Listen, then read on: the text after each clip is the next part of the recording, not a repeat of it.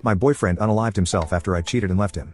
At the suggestion of my therapist, I've decided to write out and share what has transpired in my life over the last year. To get this to make any coherent sense took lots of edits and couple of rewrites. I used to be a fairly talented writer, but I fell out of practice years ago. This forum was recommended to me by a friend as a method of confession, penance, and a warning to share with others. I did something truly horrible for which the consequences were beyond even the worst thing I could have ever imagined. I am sharing this with the full knowledge many will despise me for what I did and the events that took place because of my betrayal. Reading my own words is revolting because I know in a very real sense what I did is unforgivable. I understand far too well how needlessly tragic the events that transpired truly were.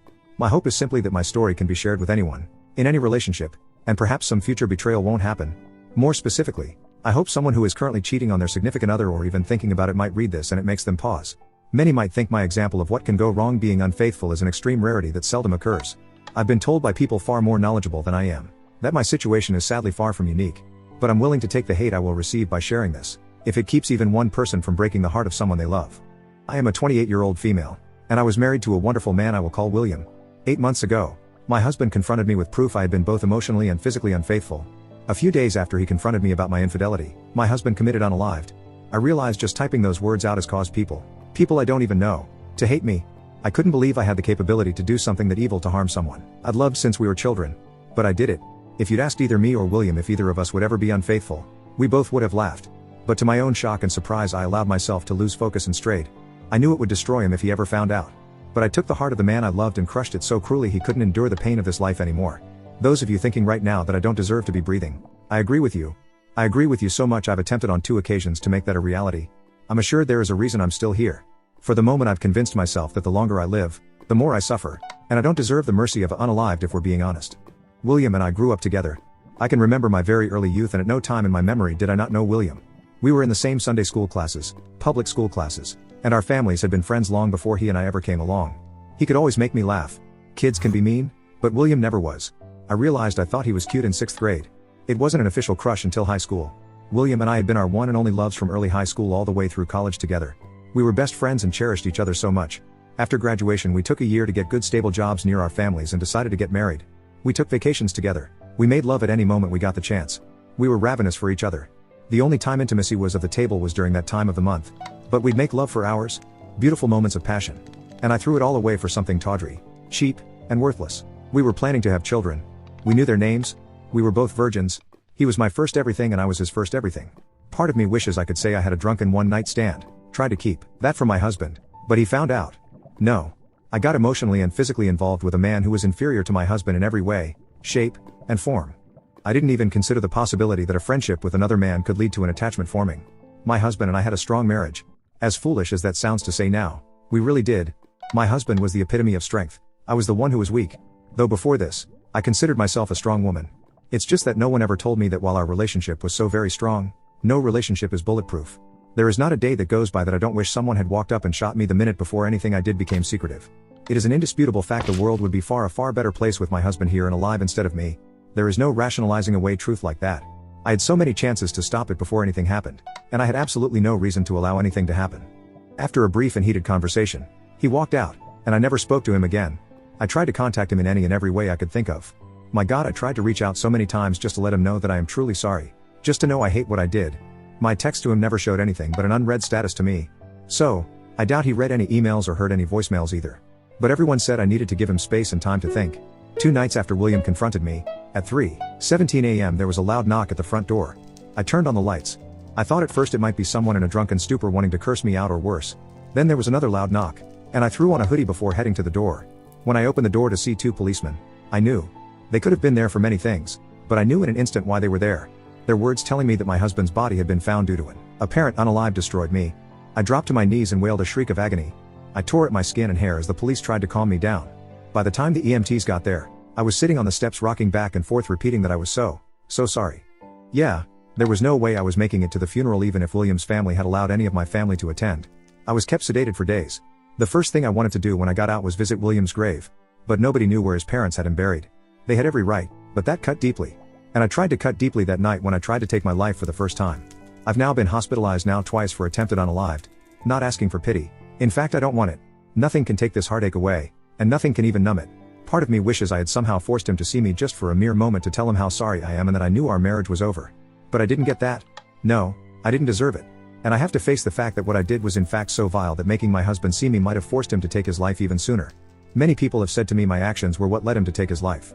I don't think there is any doubt. Until that horrible day he'd been so unbelievably happy. We both had been.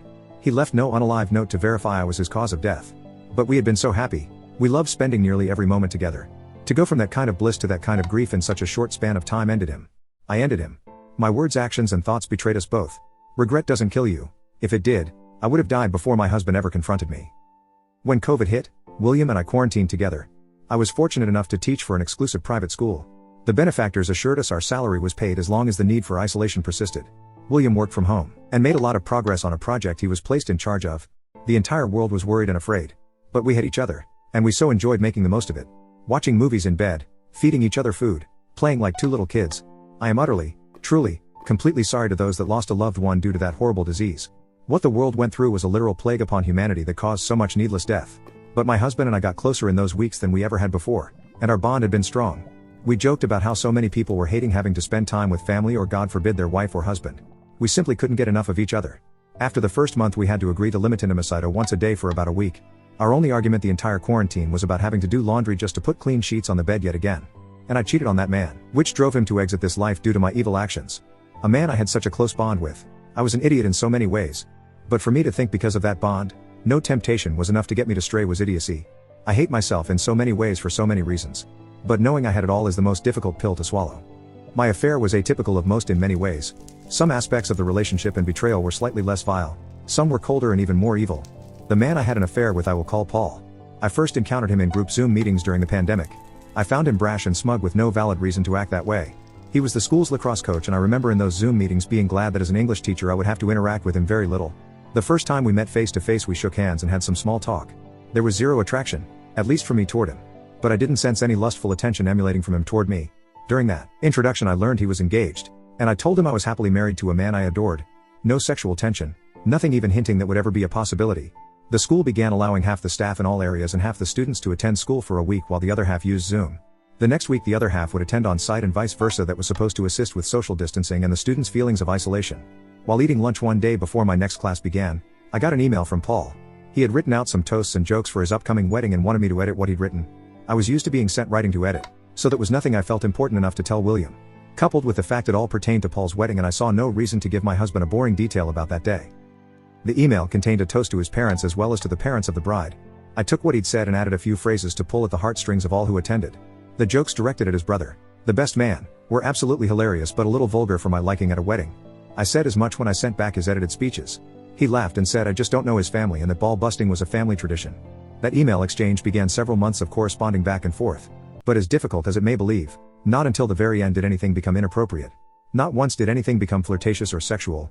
Well, we did talk about sex, but from a purely scientific and psychological point of view. Our sex talks at that point would have made the biggest nymphomania in history drier than the Sahara.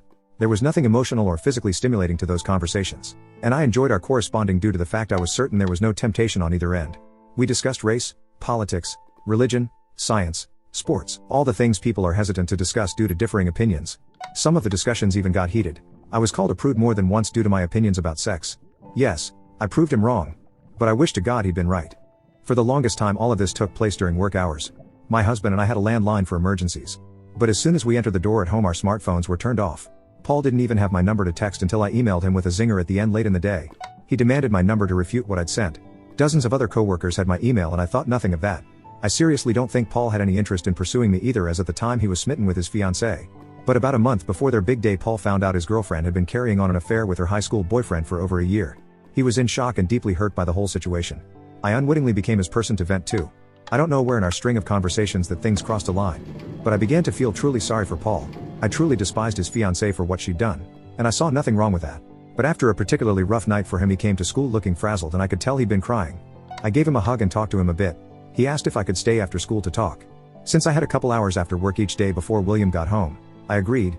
In hindsight I realize now what drew me into my conversations with Paul was a different opinion. William and I had discussed most any topic two people could discuss.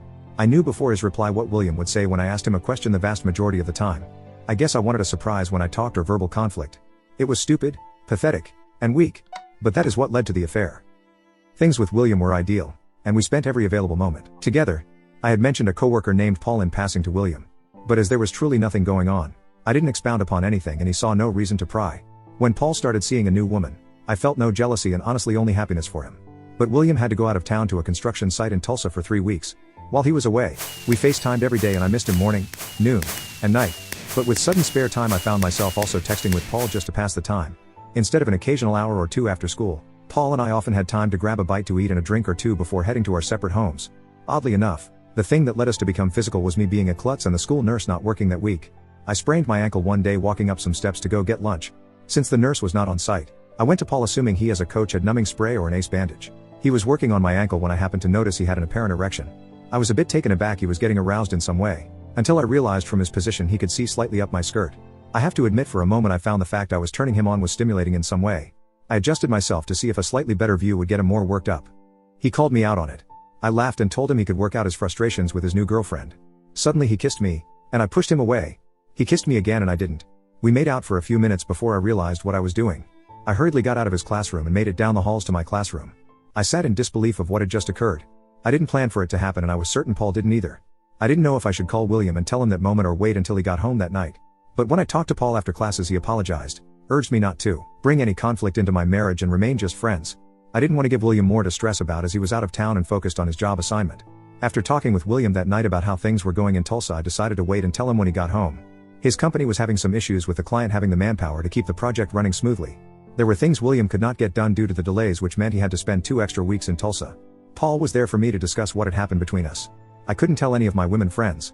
I couldn't rely on any family members as they all rightfully loved William to pieces. I guess random strangers on a site like this would have been the best option had I known about it. But the person I was venting to was the very last person I should have been discussing it with. One Friday after work Paul and I went to a new restaurant near the school for dinner. We sat at the bar and had a few drinks as I explained how unsettled I felt knowing I had to tell my husband what had happened. He asked me how I thought William would take the news and I told Paul he might want to call in sick the day after I told William just in case.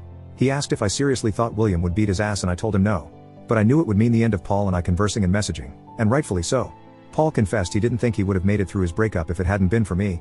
I assured him I was glad to be of assistance and didn't regret helping him. When the realization our friendship would end sunk in, I think we were both a little depressed. I drank too much, he drank too much, and I ended up back at Paul's apartment doing a lot more than kissing. As soon as it was over my conscience kicked in. Yes, it should have kicked in long before. But I knew beyond all shadow of any doubt my marriage was over and done with. William and I both had said society has allowed far too many second chances for people that didn't deserve them. Yes, humans do make mistakes. While we both believed anyone who cheated did deserve a second chance, it could never be with the one they betrayed. Life might give them the opportunity to love someone else again, but any opportunities with the cheated spouse was totally undeserved and detrimental to both parties. Things got very complicated when William arrived home from Tulsa. I happened to be having my period. So, I knew there would be no intimacy between us thankfully. Not in a million years would I have subjected my husband to any diseases. Regardless of how much I wanted to make love to William one last time I couldn't allow that to happen. I wrote out a long letter to William confessing what I'd done and planned to give it to him after a face-to-face confession. To this day I don't know what happened for William to discover what was going on. For all I know he had been monitoring my online conversation with Paul from day one. I never got to ask him how he discovered my betrayal. And the realization he'd learned what I'd done before I had the chance to tell him caused me to fall to my knees and swear I planned to tell him. William didn't believe that, and I wouldn't have either. He had a stack of the texts between Paul and I printed out. Though I didn't deny any of what he accused me of, that honesty came far too late. He packed a few things in a suitcase and left me on a Monday evening. Wednesday night he drove to a shopping center, parked his car, and took his own life. To know I had destroyed our relationship was torture to my soul like I'd never known. To know I'd even robbed him of a chance to find someone else to be happy with ruined me. The realization I didn't just end my relationship with William but every relationship he'd had or would have caused more guilt than I could ever express. I could go into all the things that have happened since William passed away. But a lot of it would be details far too many wouldn't truly care about. Suffice it to say his family hates me and my family. My family was disgusted by my actions and continues to be to this day. Their love for me didn't die. But their disappointment and shame toward me will never end and that's how it should be. No, the results were not anything I intended. But when choices are made that cause pain and suffering, we are still guilty for causing that grief. I see a therapist twice a week to try and work through things. I was introduced to someone through my therapist that is genuinely helping me sort through my feelings. Years ago, she intentionally set a small fire to set off alarms to scare her ex-boyfriend and the girl he just started seeing. The fire spread quickly and what had been intended as a joke caused multiple people to lose their lives. She and I have discussed so many things about her story and mine. Things can never be the way they once were nor should they be. But if I am to keep living, I need a plan to make what is left of my life as meaningful as possible. So that is basically my story. Anyone who wants to post messages of hate for me and tell me what a wretched person I am, go right ahead. I won't be replying to it. But if it helps you get rid of any rage you have, make me your verbal punching bag. Those with specific questions I will answer as best I can. No matter how much some things may hurt to discuss or admit. For those that read this who have been cheated on. Yes, many of you may have been intentionally betrayed. But those who had a significant other who was just as perplexed why they cheated as you were. Listen to my story. It doesn't make one damn thing I did right, just the opposite. But if it helps you to understand that you did little to nothing to cause the infidelity, so be it. Those unrepentant cheaters, I hope you do read my cautionary tale, and know that you have the ability to destroy. You won't just be destroying someone else. You will be destroying your relationship with many people and a huge part of yourself. I realize I have no room to preach to or judge anyone except myself. I just don't want anyone to find their William and lose them. I don't want anyone to sink to the depths I did or cause the pain and sorrow I did. And most of all, I want all the people who have great relationships to cherish it and never take it for granted. As humans, we are not immune to being able to be swayed under the wrong conditions and series of events. When we love someone, we carry part of their soul around with us.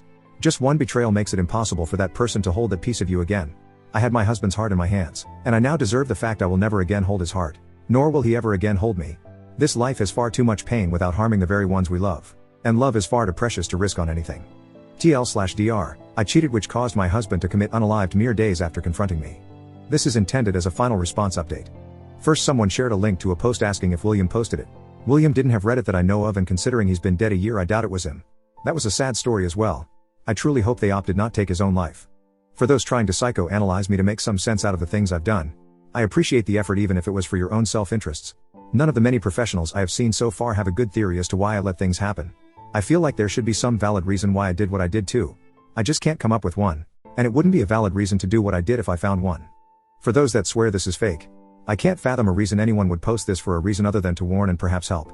It certainly wasn't a karma grab. I've barely responded, so it wasn't for attention. And it certainly wasn't to lift my spirits because I've rightfully been slammed for my betrayal. Admitting to something horrible is not easy. Imagining it never happened doesn't help me. But you all do you. I do not keep in contact with Paul and have not heard from him since before William committed unalived. The only things I know about him are secondhand from people I worked with. I have no interest in being with Paul or having him in my life in any way. So those thinking I plan my vile actions to ride off into the sunset with a first-year lacrosse coach, no. Bless you all. I won't be commenting anymore. But I'll leave the post up as resource in case someone needs it in the future. Bless you all. May you have stellar lives full of happiness. But most of all, peace.